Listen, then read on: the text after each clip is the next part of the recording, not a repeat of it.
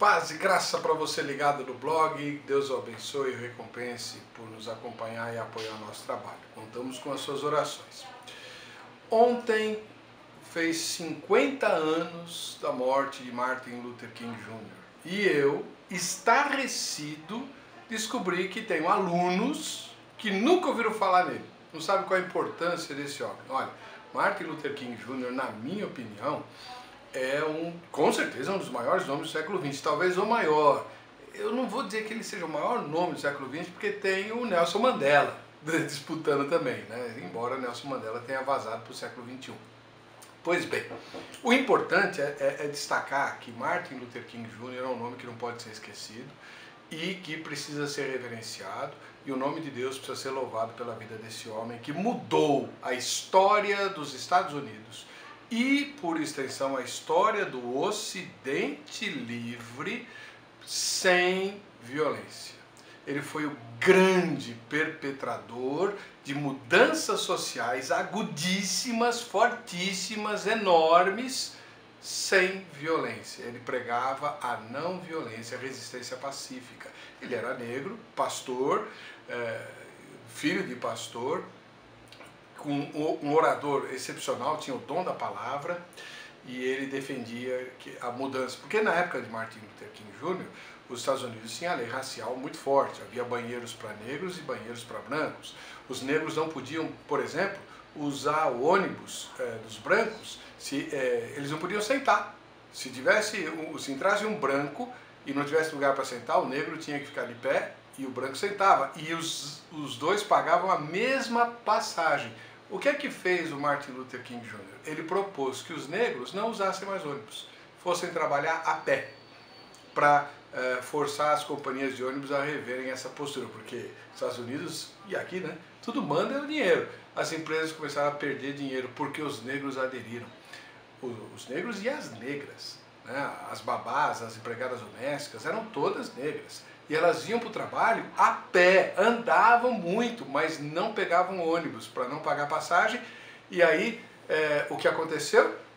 Os próprios empresários começaram a pressionar o governo para mudar a lei. Onde já se viu? Porque eles estavam perdendo capital.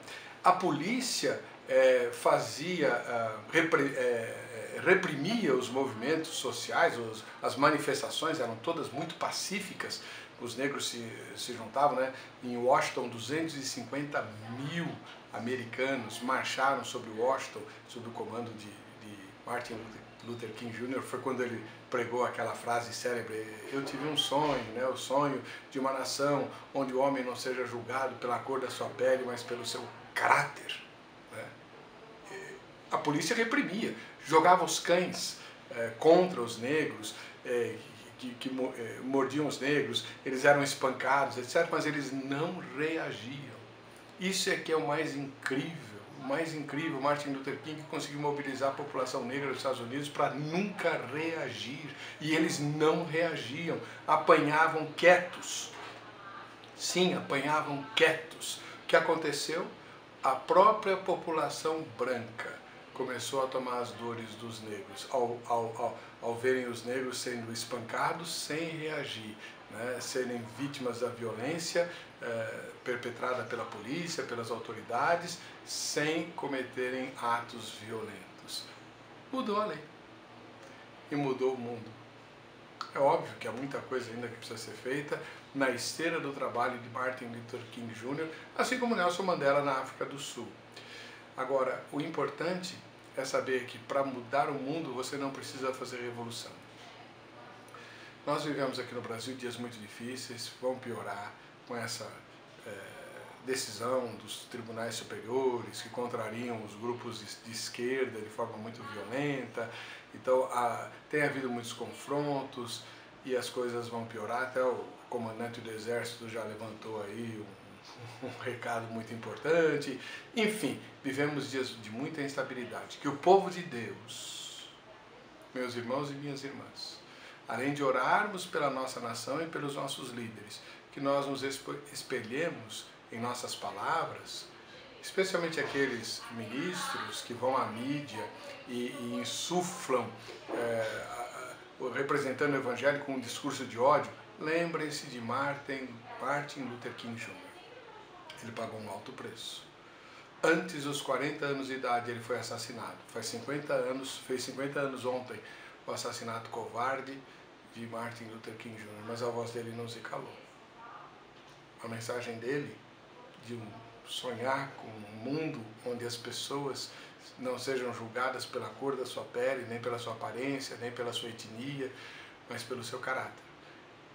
Essa mensagem continua reverberando, porque é a mensagem de Jesus. E o governo de Jesus fará isso. Isaías já falava no capítulo número 9 a respeito disso. E fará como? Por intermédio do seu povo, por intermédio de mim e de você, implantando sistemas de valores que norteiem a nossa conduta, não pela violência, nem pela confrontação, mas pelo discurso do Senhor Jesus. Quem te ferir numa face, oferece a outra. Quem te obrigar a caminhar uma milha, vai com ele duas. E é assim que nós vamos mudar o mundo e vamos mudar a nossa vida para obedecer ao Senhor Jesus. Um ósculo santo, Deus abençoe e até a próxima.